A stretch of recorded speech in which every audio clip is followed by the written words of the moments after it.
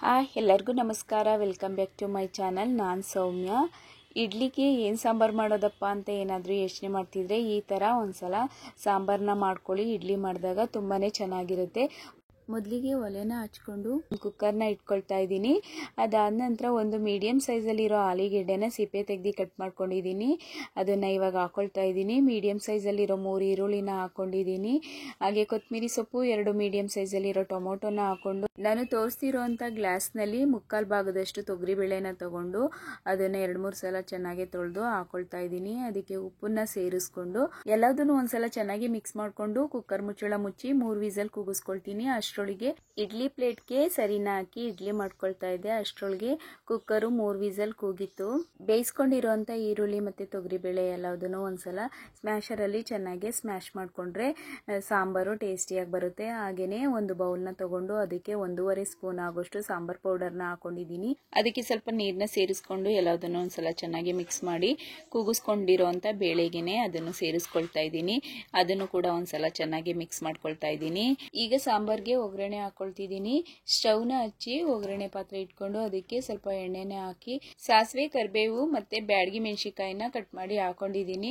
ಅದು ಒಂದ್ ಸ್ವಲ್ಪ ಎಣ್ಣೆಲಿ ಫ್ರೈ ಆಗೋ ತನಕನೂ ಬಿಟ್ಟು ಕುಕ್ಕರ್ಗೆ ಸೇರಿಸ್ಕೊಳ್ತಾ ಇದ್ದೀನಿ. ನಂತರ ಎಲ್ಲದನ್ನು ಒಂದ್ಸಲ ಚೆನ್ನಾಗಿ ಮಿಕ್ಸ್ ಮಾಡಿ ರುಚಿಗೆ ತಕ್ಕಷ್ಟು ಉಪ್ಪನ್ನ ಸೇರಿಸ್ಕೊಂಡು ಒಂದು 10 ನಿಮಿಷಗಳ ಕಾಲ ಒಲೆ ಮೇಲೆ ಇಟ್ಟು ಬೇಯಿಸ್ಕೊಂಡ್ರೆ ಸೂಪರ್ ಆಗಿರೋಂಥ ಇಡ್ಲಿ ಸಾಂಬಾರ್ ರೆಡಿ ಆಗುತ್ತೆ.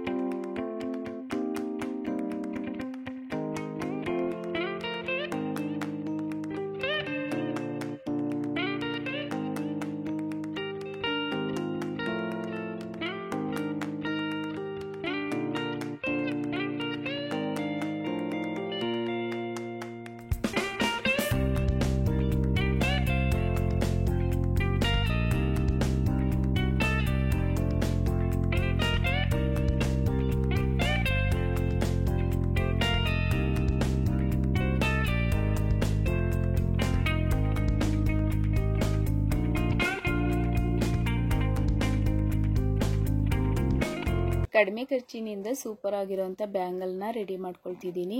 ಹೇಗೆ ಮಾಡೋದು ಅಂತ ನೋಡೋಣ. ಫ್ಲೈನ್ ಬಳೆನ ತಗೊಂಡಿದ್ದೀನಿ. ಆ ಫ್ಲೈನ್ ಬಳೆಗೆ ನಾನಿಲ್ಲಿ ಫ್ಯಾಬ್ರಿಕ್ ಗ್ಲೂನ ತಗೊಂಡಿದ್ದೀನಿ. ಹಾಗೇನೆ ವಿಡಿಯೋ ತೋರಿಸ್ತಿರೋ ತರ ಸೈಡ್ ಅಲ್ಲಿ ನಾನು ಗ್ಲೂನ ಹಾಕೊಂಡಿದ್ದೀನಿ. ಅದಾದ ನಂತರ ಅದ್ರ ಮೇಲೆ ಒಂದು ಬಳೆನ ಇಟ್ಕೊಳ್ತಾ ಇದ್ದೀನಿ. ಅದು ಸ್ವಲ್ಪ ಡ್ರೈ ಆಗೋ ತನಕ ಒಂದು 5-10 ನಿಮಿಷಗಳ ಕಾಲ ಬಿಡ್ತಿದ್ದೀನಿ.